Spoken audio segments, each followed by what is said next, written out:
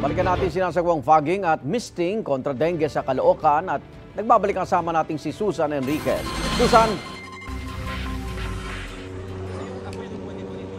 Magandang umaga po mga kapuso. Nitong Lunes, inihayag ni Health Secretary Ted Herbosa na nakatakda na siya magdeklara ng dengue outbreak sa bansa dahil sa patuloy na pagtaas ng bilang ng mga kaso nito.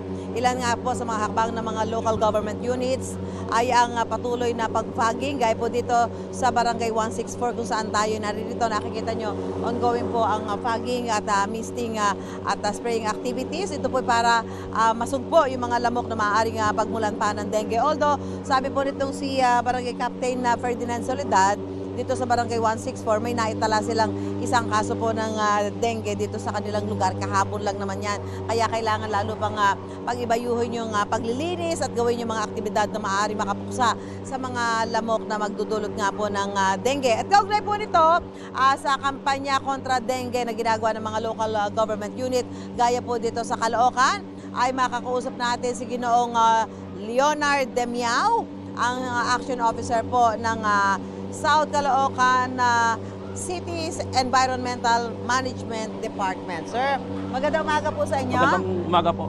Okay, Sir Leonard, ito yung ginagawa kong ganitong fogging, misting, spraying activities, ito ba ay nakakatulong talaga para mapuksa at tumaas ang kaso ng dengue dito sa mga iba't ibang barangay ng Caloocan? Nakakatulong po kasi po, mula po nung umpisa po, tuloy-tuloy lang po ang LGU ng Caloocan.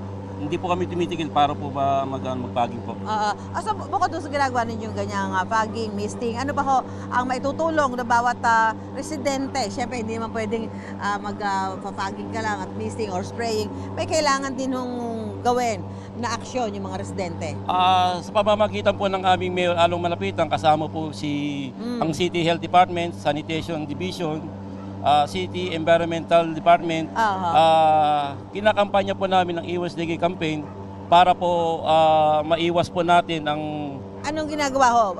Kami po ay may nakikininap tayo kasama po ang barangay. Clean up. Katunayan, nandito po ang ating kapitan ng Barangay 164. Sila po yung katulong po namin para po sa clean up drive para maiwasan po natin ang... So yun yung parang community effort. Doon sa mga bawat bahay-bahay po, ano ho ang pwede nilang gawin? Para ho alam nila na dapat combined effort ho yan no? Combined action, hindi lang ho mula sa local government unit or sa mga barangay officials, kundi sa mismong mga bahay-bahay, ano yung dapat na magawa nila? Isa lang po dapat po nilang gawin, panatilihin po nilang malinis ang loob at labas ng bahay. Kung meron pong gamit na maaaring may tubig, alisin po natin to pati yung sa labas ng bahay po.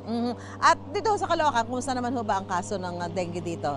Dito sa sinasabi ni Kapitan dito sa barangay nila, isa pa lang. Siyempre kahit pa paano ho, indikasyon ho yan na kahit pa paano talaga nag-e-effort sila na hindi ho magkaroon ng mataas na kaso ng dengue sa ibang mga lugar po. Hindi ko po masasagot kasi po ang City Health Department po ang makakasagot po niyan.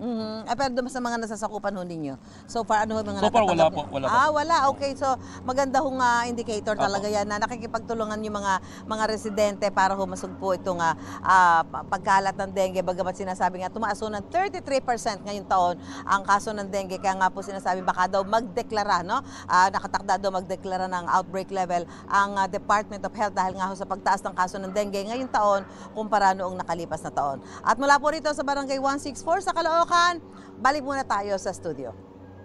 Igan, mauna ka sa mga balita. Mag-subscribe sa GMA Integrated News sa YouTube.